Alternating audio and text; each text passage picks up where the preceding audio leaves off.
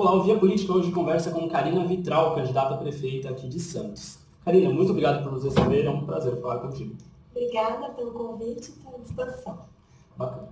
Karina, em 2013, você se fez presente nas manifestações que tinham uma demanda da tarifa zero ou a redução da tarifa. Agora você se põe como candidata aqui em Santos. Como você vai lidar com essa questão? Você é a favor da tarifa zero para estudantes ou ainda uma questão mais ampla para todo mundo? Primeiro, eu tenho muito orgulho de ter participado das manifestações de junho de 2013, que pela primeira vez colocaram na pauta da política brasileira e dos políticos a questão da mobilidade urbana. Santos tem a questão da mobilidade urbana, precisa ter no centro da sua política, porque parte significativa de Santos acontece uma ilha, né, e que a gente precisa da mobilidade para poder circular na cidade. Santos tem uma dos maiores índices de automóvel por habitante, e isso faz com que o trânsito aqui seja muito grande. Dessa forma, não tem outra saída senão apostar no transporte público. E meu projeto para Santos, nessa eleição, é criar um bilhete único para a integração entre as linhas de ônibus fora dos terminais, para também regulamentar a gratuidade para o idoso aos 60 anos, que em Santos não é regulamentado ainda, e a gratuidade para estudantes, como a gente conquistou em São Paulo, que já seria um avanço muito grande. Mas você acredita que o orçamento de Santos comporta essa gratuidade?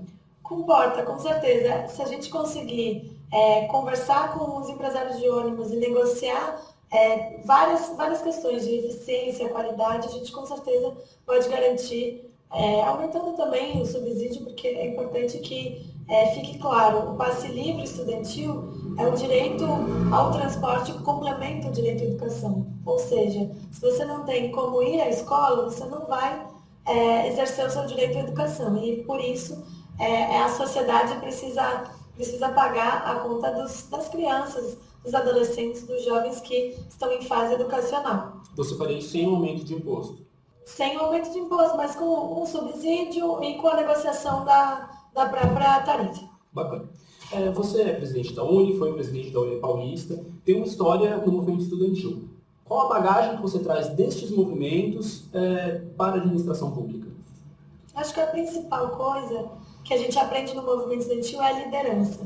Santos é uma cidade muito especial, porque tem muita coisa que acontece aqui em Santos que não está sob alçada da prefeitura. Então, eu falo, por exemplo, do Porto de Santos, que a administração é federal, eu falo do problema da segurança, falo do problema do emprego, falo da questão da rodovia Anchieta Imigrantes. Então, o próprio turismo, então tem várias coisas que não estão sob a alçada do prefeito ou da prefeita, mas que tem a ver com o cidadão santista, tem a ver com a população.